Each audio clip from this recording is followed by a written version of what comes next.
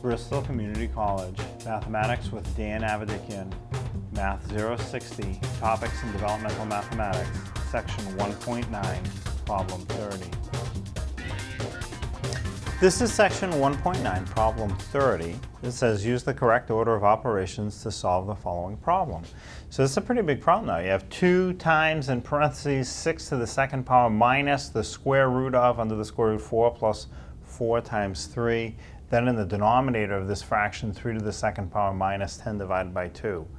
Wow, a lot of stuff going on. We have to decide where do we start. Well, you have to start with parentheses, but you really have a lot of parentheses or technically grouping symbols going on. There's really only one set of parentheses, but the work under the square root, that's a grouping symbol. It's like a parenthesis, and actually the fraction bar is like another parenthesis. So overall, what I want to get is one number in the numerator or top of the fraction and one in the bottom, and it becomes a division problem. So it'll be the top divided by the bottom. Now, to start, you really have 2 sets of parentheses in the top. The parentheses that you can see that are written, and then another set of parentheses, not written as a parentheses, but the grouping symbol of the square root. So I really should start within the square root. And even within the square root, I have a choice to make whether I add or multiply. Both operations are occurring under the square root. Well, whenever you have an add and a multiply and you have to decide which one gets done first, you have to do the multiply first. So the very first thing I'm going to do is the 4 times 3 under the square root. So we'll start with that. So as I do the problem, the 2 in front will stay, times the parentheses will stay for now. 6 to the second power minus the square root of 4 plus 12. The 4 times 3 gets turned into a 12. And then in the denominator I'll have 3 second power minus 10 divided by 2. So now I can finish the work under the square root. The 4 plus 12, now I can do that. That's the last thing to do under the square root. So the 2 in front can stay in front, times, I'll open the parentheses, 6 second power minus square root of 4 plus 12. 4 plus 12 is 16. And then close the parentheses in the top, and then in the denominator, 3 squared, or 3 second power, minus 10 divided by 2. So it's getting a little bit better. Now in the parentheses I have an exponent, second power, a subtraction, and a square root. Well, square root is really like a type of exponent. So in the numerator I have 2 exponents occurring, this second power for the 6 and the square root of 16. I can really do both of those together. So the 2 in front will stay.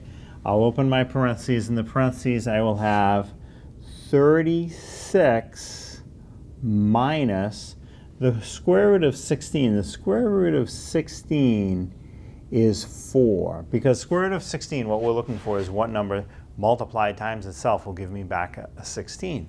And that number is 4. 4 times 4 most definitely is a 16. So the square root of 16 is 4.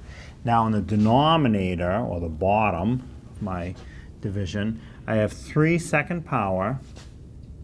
And since I'm doing the exponents, I can do that 3 second power now. In the bottom I have a second power, an exponent, a subtraction, a division. So my exponent has the highest level of priority. I'll do that 3 second power.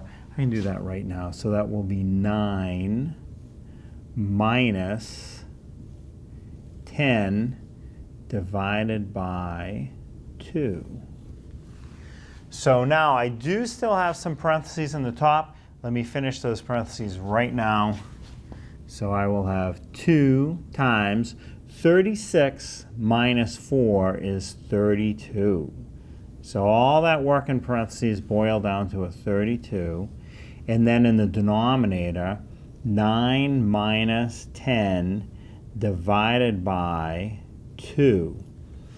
So on the top, 2 times 32 is all that's left to do in the top. That is a 64. in the bottom, I do have 9 minus 10 divided by 2.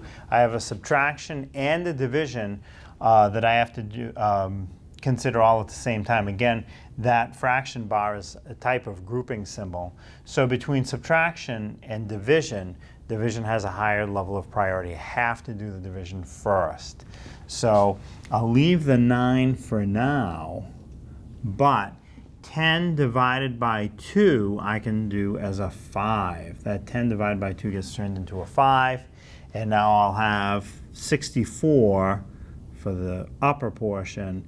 Underneath 9 minus 5 is 4. So this whole thing boils down to 64 divided by 4. Well, I know the answer to that is 16. Let's say you don't see it.